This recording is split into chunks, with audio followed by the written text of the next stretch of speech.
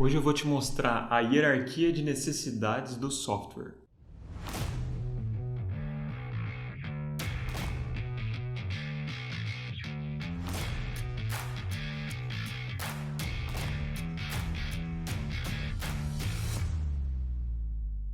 E aí galera, beleza? Esse final de semana passado eu estive em Belo Horizonte para a segunda edição, para a edição de Belo Horizonte, do Assemble, lá da Rocket City. O Assemble é um evento que envolve desenvolvedores e desenvolvedoras que querem chegar a ser tech leads, né? Ou posições de liderança, né? Então a ideia das palestras e apresentações, das dinâmicas e todas as atividades do evento é ajudar o pessoal a realmente melhorar para chegar, né, a uma posição de liderança. E também aparecem lá tech leads, né, que querem melhorar o seu trabalho. Então é um evento espetacular, né, onde a gente se conecta, tá todo mundo junto mesmo, o pessoal da Rocket City, todos os palestrantes e toda essa galera, né, que em geral tem um nível muito bom na indústria, então é espetacular estar com todo mundo. E eu fiquei muito feliz de saber, né, que o conteúdo que eu produzo aqui no canal, no LinkedIn, né, o meu livro também, tem bastante impacto na indústria. O pessoal está realmente consumindo esse conteúdo e tem ajudado o pessoal a realmente melhorar o seu trabalho. Então esse é meu objetivo mesmo, né? Com esse conteúdo que eu coloco aqui no canal e todos os materiais que eu promovo, é realmente ajudar você no seu trabalho, a caprichar mesmo, né? E trabalhar com cada vez mais profissionalismo. E lá em BH eu lembrei também da Hotmart, né, que eu tive na Hotmart há uns meses para o evento Hot & Cold, que foi espetacular também. E falando na Hotmart, eu queria dar uma dica aqui para vocês. A Hotmart, o pessoal de tecnologia lá, tem uma newsletter que se chama Hot Hackers. Então tem muitas novidades de tecnologia e a ideia é realmente formar uma comunidade com o pessoal da Hotmart e o público externo também de desenvolvedores. Então eu vou colocar o link na descrição desse vídeo para você se inscrever nessa newsletter. Então vamos falar aqui do assunto do vídeo, que é falar sobre a hierarquia de necessidades do software. O que seria isso, pessoal? Então eu vi um post esses dias espetacular, né? Porque o que acontece, né, pessoal? Nós como seres humanos, nós temos diferentes tipos de necessidades.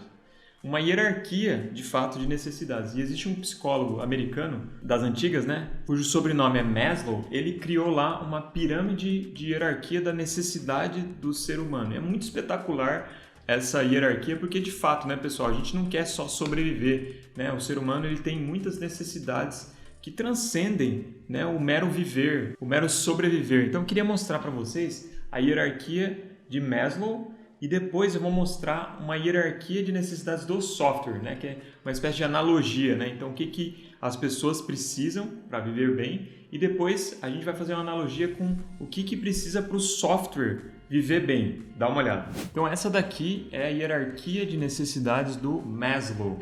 Então, olha só que interessante, né? Aqui na base da pirâmide tem as necessidades fisiológicas, né? Então, todo mundo precisa de ar, de água, de comida, de abrigo, de dormir, de se vestir, né? E necessidades reprodutivas, né? Então essas são as necessidades básicas humanas, né? A gente tem essa necessidade e de fato, se essas coisas aqui estiverem faltando, né? A gente sabe, né? Quando a gente dorme mal, por exemplo, quando a gente não come direito, todas as outras coisas vão ser afetadas, né? Então isso aqui é a base da pirâmide, necessidades fisiológicas.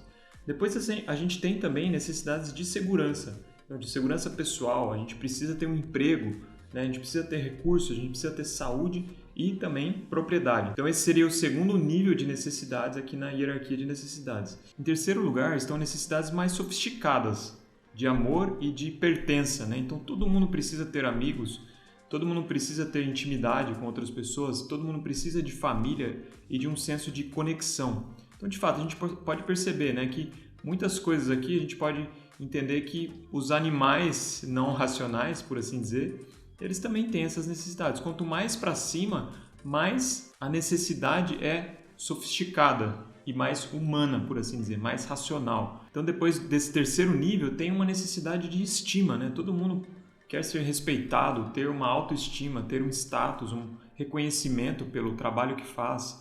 Precisa ser forte, né? E precisa ter liberdade. Então, a gente pode ver que os valores aqui são ainda mais sofisticados do que os anteriores. E depois tem no topo aqui da hierarquia de necessidades a ideia de autorrealização, né? Então, aquele desejo que a gente tem de ser o melhor que a gente pode ser, E de fato, né, todo mundo quer ser melhor do que quer progredir. Eu achei espetacular essa hierarquia de necessidades humanas. De fato, fazem muito sentido, né? Andei lendo um pouco, não é uma coisa científica, por assim dizer, que foi provada cientificamente, mas a gente pode entender mais filosoficamente, mais psicologicamente, que de fato a gente tem aquelas necessidades. Pode ser que a hierarquia não seja a melhor, né? A maneira com que ele colocou lá as coisas umas em cima das outras, pode ser que na realidade, né, essa hierarquia não seja exatamente como ele pôs, mas acho que tem muito a ver isso, né? Essa hierarquia, de fato a gente tem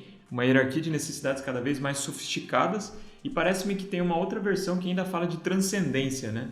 Aqui não estamos falando necessariamente de religião, mas de fato da necessidade do ser humano de se transcender, de realizar coisas, né, que estão acima das suas necessidades primárias. Todo mundo quer ter uma marca no mundo, por assim dizer, todo mundo quer transcender a própria existência. Então, isso seria um sentido ainda superior ao topo da pirâmide que a gente colocou. Beleza, então agora vamos parar de falar mais filosoficamente e vamos falar de software.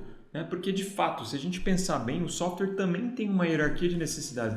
A gente precisa que o software rode, certo? Em primeiro lugar. Depois, a gente precisa que ele funcione. Então, existe uma hierarquia, que eu peguei lá de um trabalho, de um post que eu vi, já vou falar o autor, e queria mostrar aqui para vocês, que tem muito sentido também, dá uma olhada. Então, essa daqui é a hierarquia de necessidades do software. Então, fazendo uma analogia àquela hierarquia de necessidades humanas, então a gente pode ver aqui, que na base da pirâmide tem que o sistema simplesmente existe, Então, um sistema que existe em produção, obviamente que isso aqui é a necessidade mais básica do software, é que ele rode, Então aqui eu coloquei até, o software roda e existe em produção, nada mais do que isso. Então isso é a necessidade mais primária do software. Então, em segundo lugar, a gente quer, obviamente, que o sistema funcione. Não basta rodar, não basta compilar, ele tem que funcionar. Então ele realiza os requisitos funcionais e atende aos usuários. Num terceiro nível, a gente pode pensar que ele funciona bem e também funciona rápido, ou seja, ele tem uma boa performance. Então não basta executar, não basta funcionar, não basta rodar. Ele tem que rodar rápido, ele tem que rodar com boa performance.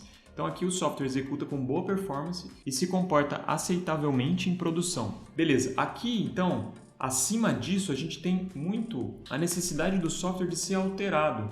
Então, isso aqui tem a ver com aqueles dois valores que o Uncle Bob coloca lá do software, O primeiro valor é a funcionalidade. Então, daqui para baixo, a gente pode pensar que a gente está falando mais de funcionalidade. Então, o software tem que funcionar. Obviamente, essa é a base da pirâmide. Mas o segundo valor é a estrutura, é a arquitetura do software, que permite que você altere o sistema, diferentemente daquele sistema legado, daquele Big Ball of Mud, que ninguém consegue mudar. Para colocar uma feature lá é um parto, é uma dificuldade enorme. Então, obviamente, a gente tem necessidade que nosso software seja alterado.